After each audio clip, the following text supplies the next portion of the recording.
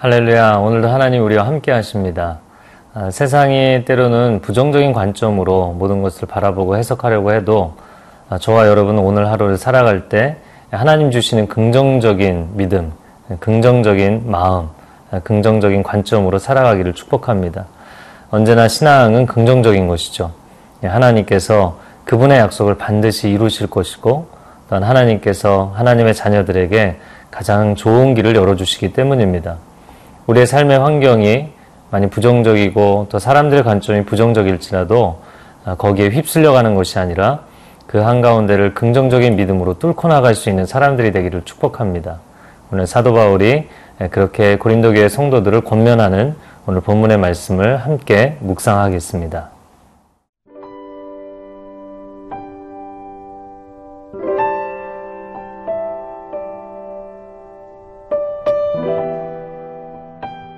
고린도 후서 1장 12절에서 22절 말씀입니다. 우리가 세상에서 특별히 너희에 대하여 하나님의 거룩함과 진실함으로 행하되 육체의 지혜로 하지 아니하고 하나님의 은혜로 행함은 우리 양심이 증언하는 바니 이것이 우리의 자랑이라. 오직 너희가 읽고 아는 것 외에 우리가 다른 것을 쓰지 아니하노니 너희가 완전히 알기를 내가 바라는 것은 너희가 우리를 부분적으로 알았으나 우리 주 예수의 날에는 너희가 우리의 자랑이 되고 우리가 너희의 자랑이 되는 그것이라. 내가 이 확신을 가지고 너희로 2번 은혜를 얻게 하기 위하여 먼저 너희에게 이르렀다가 너희를 지나 마게도냐로 갔다가 다시 마게도냐에서 너희에게 가서 너희의 도움으로 유대로 가기를 계획하였으니 이렇게 계획할 때에 어찌 경솔히 하였으리요. 혹 계획하기를 육체를 따라 계획하여 예예 하면서 아니라 아니라 하는 일이 내게 있겠느냐. 하나님은 미쁘시니라. 우리가 너희에게 한 말은 예하고 아니라 함이 없노라. 우리 곧 나와 실로아노와 디모데로 말미암아 너희 가운데 전파된 하나님의 아들 예수 그리스도는 예하고 아니라 함이 되지 아니하셨으니 그에게는 예만 되었느니라. 하나님의 약속은 얼마든지 그리스도 안에서 예가 되니 그런즉 그로 말미암아 우리가 아멘하여 하나님께 영광을 돌리게 되느니라. 우리를 너희와 함께 그리스도 안에서 굳건하게 하시고 우리에게 기름을 부으신 이는 하나님이시니 그가 또한 우리에게 인치시고 보증으로 우리 마음에 성령을 주셨느니라. 오늘 본문의 첫 번째 부분입니다. 고린도후서 1장 12절 말씀. 우리가 세상에서 특별히 너희에 대하여 하나님의 거룩함과 진실함으로 행하되 육체의 지혜로 하지 아니하고 하나님의 은혜로 행함은 우리 양심이 증언하는 바니 이것이 우리의 자랑이라 말씀합니다. 사도 바울이 고린도를 재차 방문하겠다고 약속을 했지만 그러지 아니한 것으로 인해서 그의 반대파들이 그의 말은 신뢰할 수가 없다. 그는 사실 다른 생각을 하고 그런 말을 했던 것이 아니냐, 그를 공격했던 것이죠. 그에 대해서 사도 바울이 말하는 것입니다. 우리는 세상에서 거룩함과 진실함으로 행하는데 특별히 너희에 대하여서 하나님의 거룩함과 진실함으로 행하였다 이야기하는 것이죠. 교회에서 뿐만 아니라 우리가 믿음의 공동체에서 뿐만 아니라 내가 세상 한가운데 있을지라도 나는 거룩하고 정직하게 행한다 라고 고백을 하는 것이죠. 영성은 정직성입니다. 내 안에 있는 것을 진실하게 고백할 수 있는 것. 하나님 앞에 진실하고 자기 자신에게 진실하고 그리고 사람들에게 진실한 것. 그것이 영성의 아주 중요한 부분이죠. 이런 정직성의 영성이 있지 않으면 사람이 하나님 앞에 감사하거나 회개를 올려드리는 것도 불가능하고요. 또한 자기 자신의 연약함을 인정하는 것도 불가능합니다. 또한 다른 사람들과의 관계도 온전한 관계를 맺을 수가 없죠. 저와 여러분이 오늘 하루를 살 때 이 정직함의 영성을 잘 견제해 수 있기를 바랍니다. 그래서 오늘 본문 12절에 우리의 양심이 증언한다. 이 표현은 상당히 헬라인들의 관용적인 표현입니다. 내 양심이 이거를 증언한다 이야기할 때는 이건 정말 진심이다 라는 표현인 것이죠. 그러나 이 사도 바울이 이야기하는 것은 헬라인들의 관용적인 표현일 뿐만 아니라 내가 크리스찬이기 때문에 나의 내면에 거짓이 없다 그 고백을 하고 있는 것이죠. 그런데 그가 고린도 교회를 향해서 거룩함과 진실함으로 행하였다는 것을 또 다른 말로 이렇게 표현합니다. 육체의 지혜로 하지 아니하고 하나님의 은혜로 행하였다. 이 말씀이 너무나 중요한 말씀입니다. 여러분 표시를 하시면 좋겠는데요. 육체의 지혜 동그라미 치시고 육체의 지혜가 아니다. 하나님의 은혜 동그라미 치시고요. 연결해서 육체의 지혜와 하나님의 은혜 이렇게 대자 vs 쓰시면 좋을 것 같습니다. 이 육체의 지혜라는 것은 인간의 지혜를 이야기하는 것이죠. 그런데 언뜻 사람이 생각할 때 인간의 지혜의 반대말은 하나님의 지혜죠. 근데 오늘 본문은 하나님의 지혜라고 표현하지 않고 하나님의 은혜라고 표현합니다. 인간이 얕은 생각과 논리로 하나님은 이래야 되는 거 아니냐 저래야 되는 거 아니냐 라고 판단을 한다는 거죠. 그러나 하나님은 우리를 향하여서 만약에 그분이 지혜와 그분의 지식과 그분의 기준으로 우리에게 따지기 시작하면 오히려 인간이 감당을 못하겠죠. 하나님은 인간에게 은혜를 베푸시는 분입니다. 인간은 자신의 부족한 지혜로 하나님에 대해서 속단하고 또 다른 사람에 대해서 판단하는 경우가 많이 있죠. 그러나 하나님은 우리를 향해서 은혜를 베푸시는 하나님이십니다. 그리고 하나님의 사람들은 다른 사람들을 나의 인간적인 육체의 지혜로 판단하는 것이 아니라 하나님의 은혜로 그들을 대해주는 것이죠. 마치 이런 것입니다. 자녀들이 부모를 향해서 당신은 이렇게 앞뒤가 안 맞는다. 부모에게 따질 때가 있죠. 너무 왔다 갔다 한다는 것이에요. 근데 제가 보면 하나님께도 동일한 이야기를 하는 크리스찬들이 많이 있습니다. 심판하시는 하나님을 보면 너무 잔인한 거 아니냐. 또 기다려주시고 인내하시는 하나님을 보면 너무 방관하고 계시는 거 아니냐. 이렇게 사람들이 이야기를 하는 것이죠. 인간의 작은 머리로, 인간의 논리로 하나님을 판단하려고 하기 때문에 다 이해할 수가 없는 것이죠. 이것이 얼마나 안타까운지 모르겠습니다. 그러나 고린도전서 1장에 이미 말씀한 것처럼 사람의 지혜로 인간의 가장 탁월한 관원의 지혜로도 이해할 수 없는 하나님의 지혜는 예수 그리스도의 십자가 사랑이다. 하나님은 은혜를 선택하시죠. 인간은 자신의 부족한 지혜를 선택합니다. 그러나 하나님은 우리에게 은혜로 우리의 연약함을 덮어주시는 분이신 거죠. 그래서 오늘 본문 14절에 너희가 우리를 부분적으로 알았으나 우리 주 예수의 날에는 너희가 우리의 자랑이 되고 우리가 너희의 자랑이 되는 그것이라.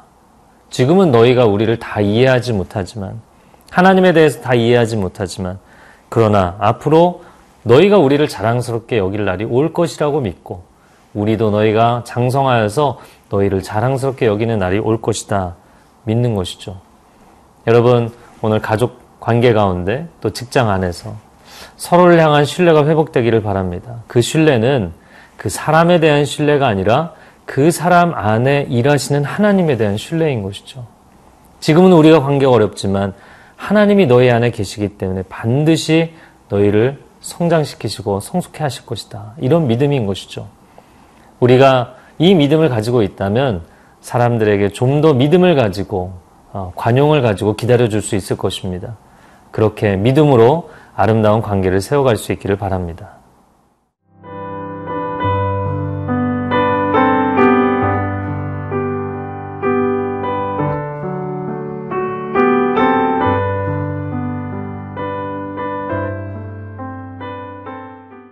오늘 본문의 두 번째 부분입니다. 17절 말씀에 보면 이렇게 계획할 때 어찌 경솔히 하였으리요.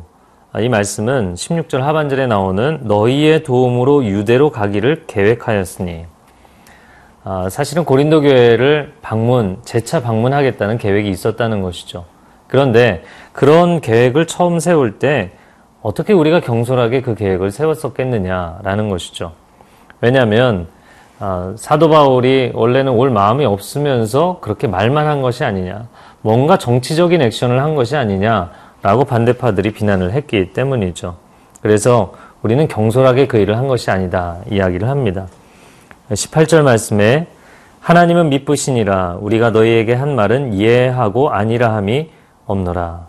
하나님 미쁘시다. 하나님은 신실하시다.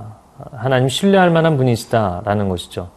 이 이야기를 하는 것은 하나님이 그렇게 미쁘신 것처럼 하나님의 일을 맡아서 하는 우리 사역자들도 동일한 신실함을 견지하며 이 사역을 하는 것이다 라고 이야기하는 것이죠. 가령 부모가 자녀가 볼 때는 일관성이 없어 보일 때가 참 많아 보인다는 것이죠. 부모가 자녀가 작은 일에 실수하고 잘못을 해도 많이 혼낼 때가 있습니다. 그런데 또 자녀를 키우다 보면 굉장히 큰 사고를 칠 때가 있어요. 큰 사고를 칠 때는 오히려 용서해주고 끌어안아주지 않으면 이미 자기가 큰 사고를 친 걸 너무나 잘 알고 있거든요. 그런데 그렇게 용서해주면 이 자녀들이 볼 때는 이게 뭔가가 형평성이 안 맞는 거죠. 왜 형한테, 왜 언니한테, 왜 동생한테 작은 일에는 혼내더니 이렇게 큰 사고를 쳤는데 저렇게 봐주냐. 이렇게 계속 봐주면 버릇 안 좋아진다. 오히려 자녀들이 서로에 대해서 율법을 적용하려고 할 때가 있는 것이죠. 그리고 부모는 일관성이 없다고 이야기를 합니다. 그런데 하나님이 때로는 작은 일에도 굉장히 진노하시죠. 아주 조그만 부정직에도 생명이 오갈 정도로, 생사가 오갈 정도로 하나님 진노하실 때가 있어요. 근데 때로는 하나님이 정말 큰 잘못을 저지르는데도 그냥 감싸 안아주시고 용서해 주실 때가 있죠. 그럼 하나님이 일관성이 없는 것이냐? 결코 그렇지 않다는 것입니다. 제가 자녀를 키워보니까 이 부모의 심정이라는 것이 매를 들 때도 그렇고 그 아이를 무조건 끌어안아 줄 때도 동일한 일관성이 한 가지 있는데 그것은 겉으로 드러나는 행위의 일관성이 아니라 내적인 사랑의 일관성인 것이죠. 하나님 사랑하시기 때문에 매를 드시고 사랑하시기 때문에 기다려주시는 것이죠. 공의의 하나님, 사랑의 하나님, 사람들이 이 하나님의 굉장히 중요한 두 가지 팩터, 두 가지 요소, 하나님의 이 두 가지 모습에서 당황해야 할 때가 많습니다. 하나님 나를 언제나 사랑해 주실 줄 알았는데 하나님 너무 무섭다는 것이죠. 또 하나님 정확한 분이라고 생각했는데 하나님 너무 세상을 방관하신다고 생각될 때가 있는 것이죠. 여러분 그러나 하나님은 한 분 하나님이십니다. 그리고 하나님은 유일한 일관성을 갖고 계시는데 그분의 일관성은 우리를 향한 사랑의 일관성인 것이죠. 그래서 오늘 말씀 가운데 하나님은 미쁘시다. 하나님이 우리에게 말씀하시는 것은 예만 되는 것이지 아니오가 없는 것이다. 우리가 너에게 한 말도 예하고 아니라함이 없다 이야기하는 것이죠. 19절에도 이어서 말씀합니다.